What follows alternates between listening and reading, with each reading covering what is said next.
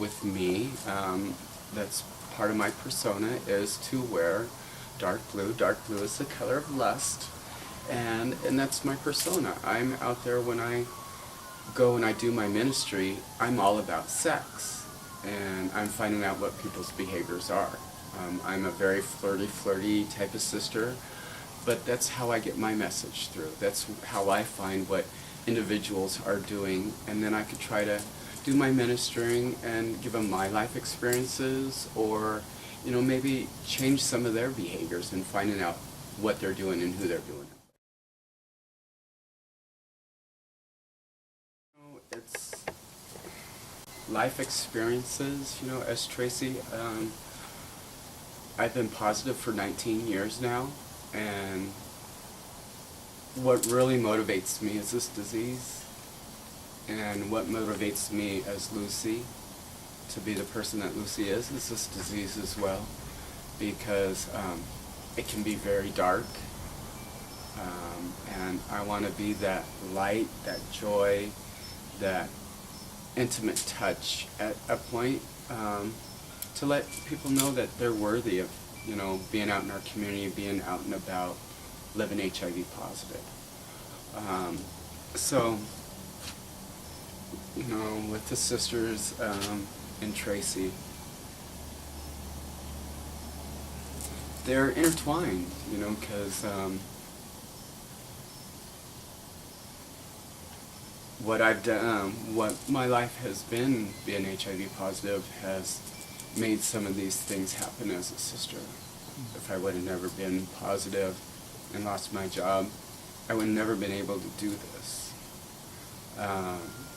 If I didn't have all the problems with this disease, I wouldn't even have any inclination about what the medications cost and what you would have to do, how many hoops you'd have to jump through to get medications. And so I've wanted to make it easier on folks. And because I struggled. I mean, there's times that I didn't think I was worthy to be alive, and I had no purpose. But now that Lucy's around and Loosy starts painting her face and getting in that mode of going out and promulgating universal joy, it warms me inside and out. It does. I just get in the mood. I turn on music, I start dancing around a little bit, and then Lucy's ready to hit the town. And let me tell you, when Loosy hits the town, she hits it. She goes and pollinates every little flower and makes sure that she talks and touches everybody in a bar. And that's just what I try to do. And I want to make them feel good, because there's a lot of struggles. And I've struggled, and I want to make myself feel good. So when I do it, when I'm making somebody feel good, they make me feel good, and that's what keeps me going. There is. And I really break the boundaries. I do at times. I don't know what it is with me, but I get away with anything. I guess it's just the way I go about things. They let me touch them anywhere that they want me to, and they actually ask me to touch them places. No, it's just, sometimes, yeah, you can get out of line. You really can, because it's on. It's, so many people react differently to you. Some people are fascinated about what you look like as a boy and want to just get with you because they want to see what you look like out of that. Or, yeah, there's those ones that think that you're sexy and want to take you home and experience the sister part as well, I quite haven't done, well, I shouldn't say that. Nobody knows. Yeah, I make everybody feel special. I make everybody think that, yeah, I want you to come home with me, but no, that's not the plan. My plan is to, like you said, to validate them. I find the wallflowers that are just sitting there doing nothing or frowning, and I'll turn that frown into a smile by the time that I'm done, or at least have them a little bit more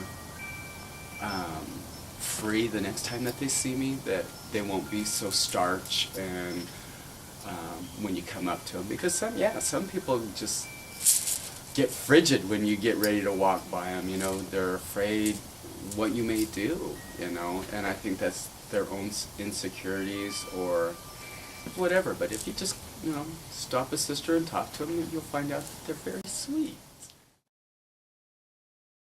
Stigmatic guilt for me is all the guilt that our own society puts on us, that you have to, if you're a man, you have to marry a woman, you have to have 2.5 children, you have to do this, you have to do that. You know, things that are put on to me by society as a male figure. That's the stigmatic guilt. I mean, that's what it is for me. And so that's what I want to break it down for people. If, you know, if you're not a heterosexual, if you're a little bit different, that it's okay to be different. You know, look at me. I'm very different. And it's okay to be like this. It's just to break down those barriers that, you know, have been put up by religion, your parents, society. Everybody puts it on you. And you take it on upon yourself, and then however you feel about it, you feel about it. And I don't want to carry that burden. It's just all a growing situation for me. From day one, when we started the Sisters, I've grown so much. I've learned more about me as Tracy, and my fellow sisters have taught me so much. You know, I've never been a leader before, as far as, you know, running an organization. I was a 21 dealer, you know, a baccarat dealer in the gaming industry for 18 years. I've never had to have people look up to me and say, what are we going to do, you know, and they've taught me how to become a good leader, I think. I think that I'm a good leader. I hope I am. And as I've had good leaders, you know, I feel the Sisters in a whole are a fabulous group of people that lead in so many different ways. You know, each individual sister has so much to offer. No matter, you know, all of us are different, so all of us have something to bring to the table. And so I'm just growing every day with it. So that people with HIV, I mean, to get funding and everything, you have to get rid of everything, liquidate everything that you own. And it's, well, you know, they'll let you have a house and a car, and then you can't have anything else. And so, I mean, who wants to go around life without having anything when you're working, you know, when you're trying to be productive and having a job and staying healthy? You know, if you can't pay for your medications, the medications are expensive, and then they could come to us. It's just amazing. They could come to us, and then they fill out the application, and we fulfill it within 72 hours. We have 2 more board members that get together and look over the client's file, and we just make sure that everything's a-okay, that they're not, you know, frivolous with their money. If they're really struggling, we want to make sure that they keep working and healthy at the same time. You know, being compliant to your HIV meds is huge. On a regular basis, we have anywhere from 20 to 25 people a month on our program, a solid 20 to 25 people.